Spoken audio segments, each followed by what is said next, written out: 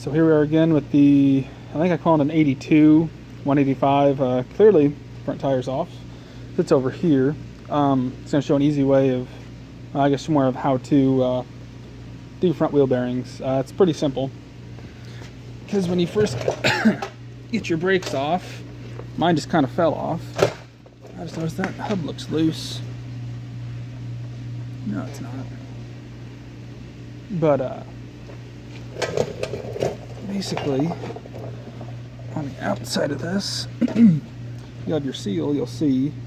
Use a screwdriver, seal puller, whatever you got to pull that out. Then you have your bearing in there. I was able to use my slide hammer and get it out. Mine actually came out easy. Luckily, as you can tell, someone had some grease in there, which was really helpful. Probably made the bearings last a little bit longer. And destroyed one of the bearings coming out. Not too bad. This isn't for the 185. The 185S is similar, excluding how you take it off, because I just had the one rod that runs through the front end since it's not in suspended front end. And yeah, do all that, then push them back in about the same depth that they were in, make sure that's back in, bolt it all back together. I know I went through and replaced my brakes because I had to be in there already, and did a few other little things. But after I did the slide hammer on the one, I had a long old bolt chunk that fit the whole way through there. I just put that on the other side of the other bearing and used a hammer and just hit it out. So pretty simple stuff. Sometime I do the rear wheel bearings and everything, but I'm going to put 4x110 wheel spacers on, and those wheels that are right over there, because for the race I'm going to try to take this thing to, I need 18-inch rears. I'm going to get a new 22-inch front tire because this one is, well, quite frankly, terrible. So all kinds of cracks like that all over it, and yeah, it's really pretty simple stuff. Downside is I forgot to order wheel bearing for the front wheel bearings. I have rears over there on the table, so I'm kind of dead in the water right now until I think it's supposed to be here Friday. Hopefully they show up sooner, because I'd like to be able to make this thing more mobile. I'll probably just take the fuel tank off, clean it up on the rear, set it over on my table or something. One other thing though that I did is I have a new fuel tank. This one I got, it actually looked horrible when I got it. I had to braze a few little areas. They don't look the greatest, but I really wasn't worried. More about functionality there. The inside, I might coat. I have not decided yet. It's not horrible, but it's not perfect either. But I know a lot of people have different ideas on coating things and everything else. I've never had a bad experience do it. I always red coat. Yeah, still have rear brakes, rear bearings, those tires. I'm gonna get a new front tire. Yep.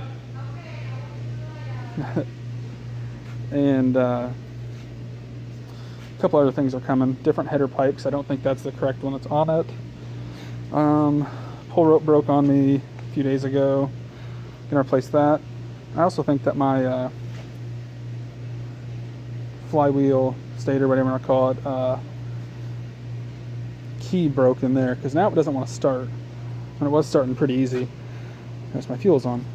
So I think that broke and not getting spark, but I haven't checked it out. But I bought a puller just in case, because I also want to check out my timing chain, the way it's routed in here.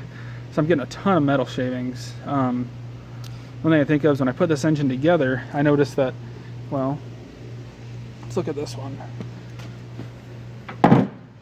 Something just fell.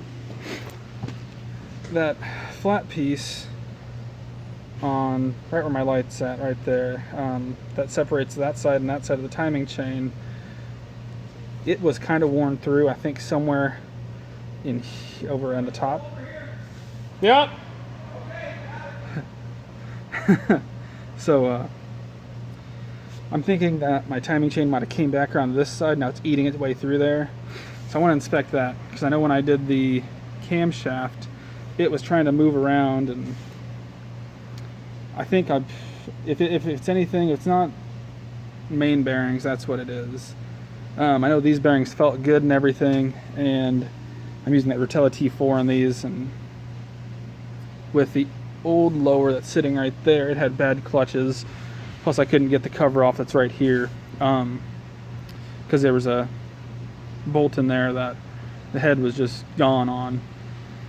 And I know that, well, it was just easier to get. It was 25 bucks for this lower, so even if it is junk, I'll just run it till it blows up and get a different one, or do something with this one.